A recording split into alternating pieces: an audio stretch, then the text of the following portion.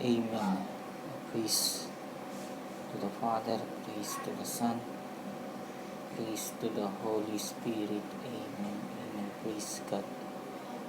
Amen. Glory to God. Amen.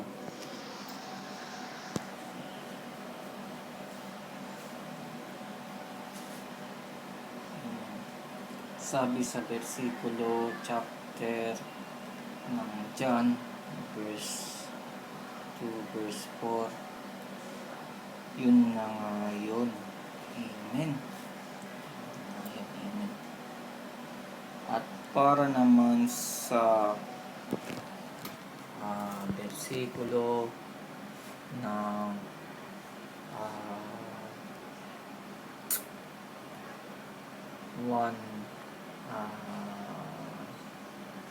ng ating 1 verse 1. Amen.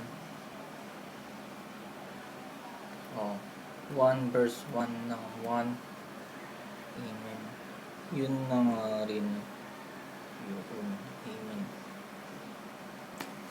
So, sa ating pagdarasal, please God,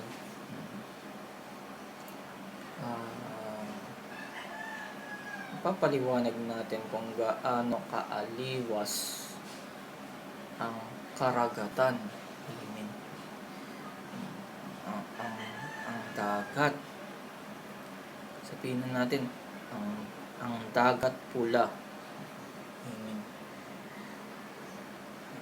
So, sinasabi na ang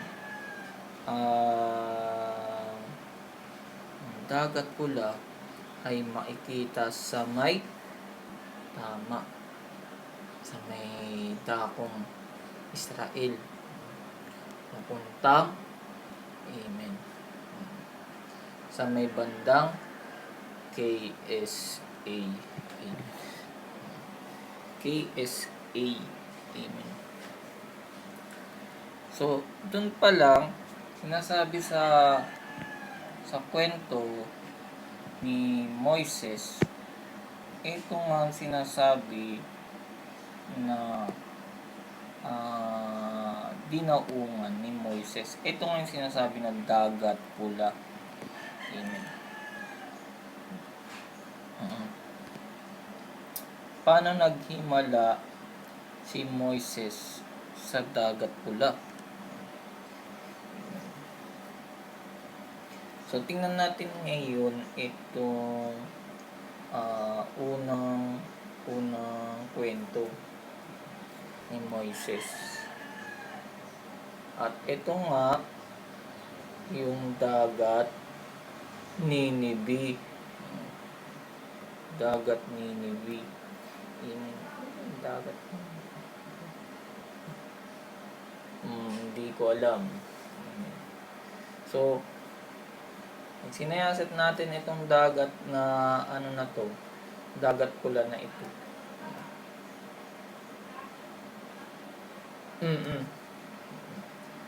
So, itong pa lang, sinisiyasat na ni Moises na itong dagat pula. Ito yung sinasabi nilang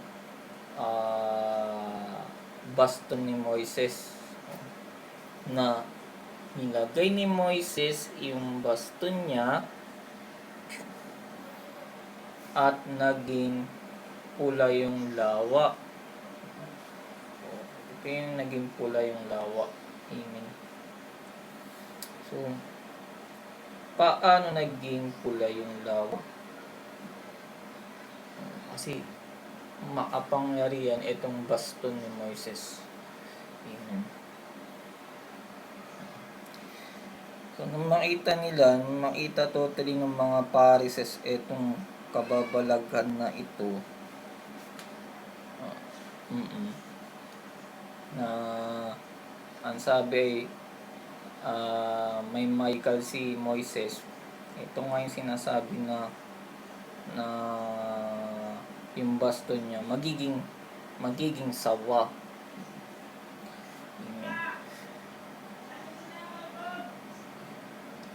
So doon pa lang Ganon siya kalakas. Sabihin si Moises, ganon kalakas. Pag pumunta sa dagat pula. Amen. Kasi, yung dagat pula, yun pala yung akala ng mga Pharisees. Yung pala yung akala nila blood o dugo. Amen. Yung pala, pagkaagos nun, ang sabi ng mga Pharisees, nagulat sila. Ang sabi nila, Master, paano magiging paano magiging pula yung lawa o dagat? Sabi nila, kasi hindi naman kami nagmamahikal. Tapos, dun na lumabas totally si Moises. Dala-dala niya yung baston niya. Oo. Yun yung makapangyarihan, yung baston niya. Kaya siya nagkaroon ng baston. Amen. Dahil nakuha niya yung baston niya dun sa tama. Dun sa may wagang puno. Amen. Saan ginawa yung baston niya? Sa may wagang puno. Siyempre, pitas niya yun. Pinagpuputol niya yung puno. O yan, meron na akong baston. Amen.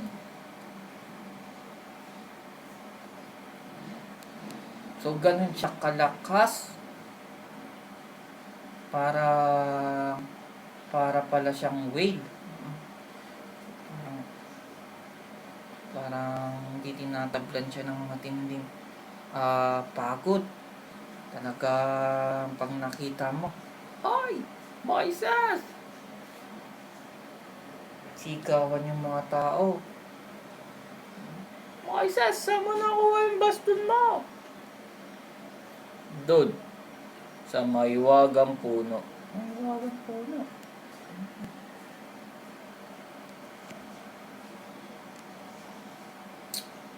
Kasi alam naman natin na itong baston niya, sinabi totally na pag-uusapan natin yung baston niya, talagang makapangyarihan. Akala nga namin alak yung dagat pula eh. Hindi pala alak yun. Yung pala ay blood. Amen. Yun ay dugo. Amen.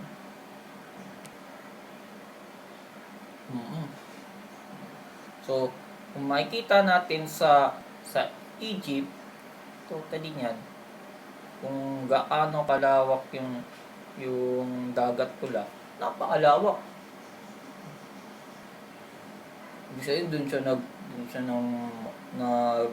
mahikal. Tinusok niya yung baston niya dun.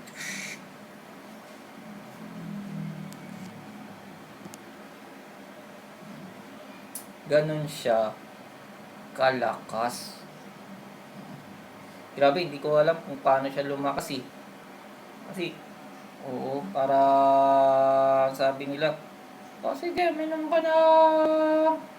ka ng gatas ng kalabaw. Gatas ng kalabaw. Ano yung gatas ng kalabaw dito?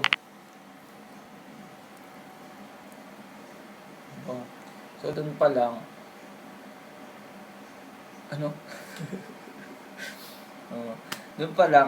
dun pa lang, sinabi na ganong kalakas si Moises nung sinaunang panahon.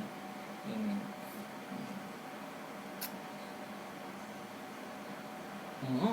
Galing. Sabi, sige, ilang ba totally yung baston mo? Isa lang, mahaba. Bakla ka.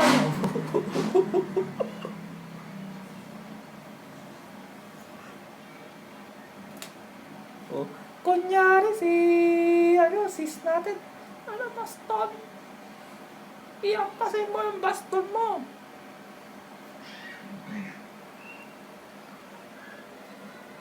Hayop ka! Hayop ka! Hindi ka, hindi ka nagtututbrush, tapos may baston ka. Ganun yun. Kasi kita ng baston. Yari ka.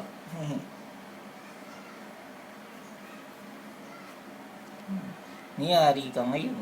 Kasi imbis na Michael yung mangyayari sa'yo, hindi Michael. So, dapat alamin mo. Nasaan po ba yung dagat Ninibe? Nasa dagat pula ba yun?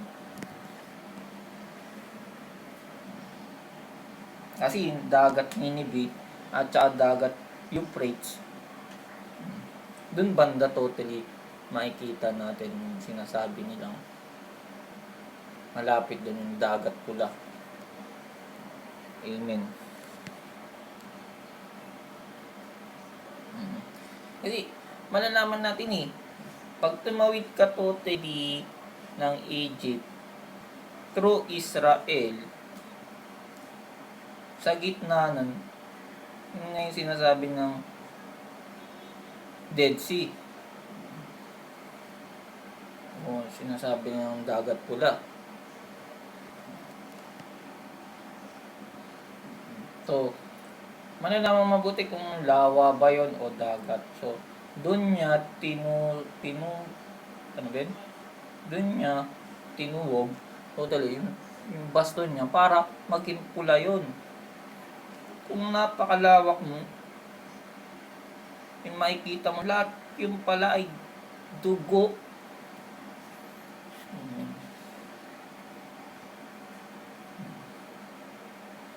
Amen, praise God. Yun ay dugo ng ano. Hindi naman alam kung anong klaseng dugo yan. Amen. So, yun ay, sabihin na natin na yun ay maraming pugot na ulo. Amen.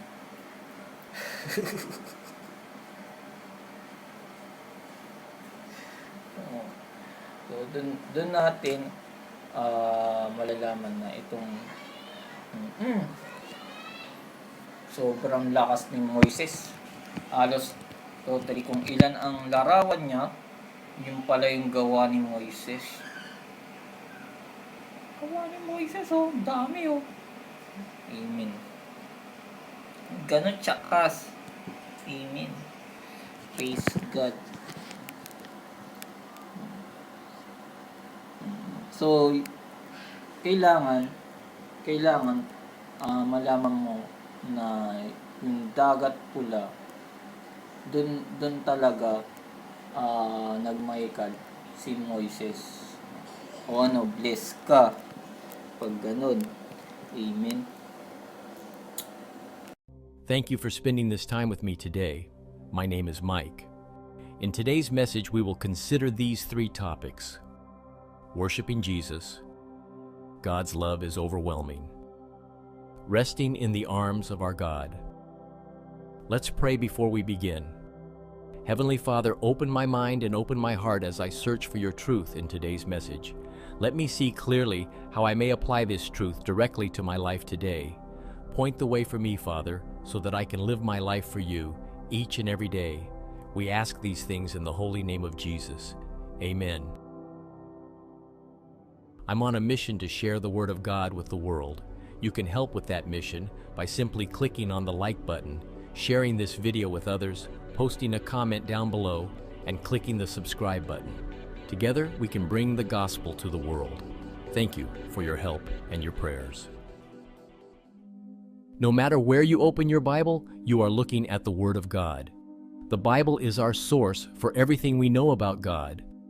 The Word of God is the unchanging foundation of our faith.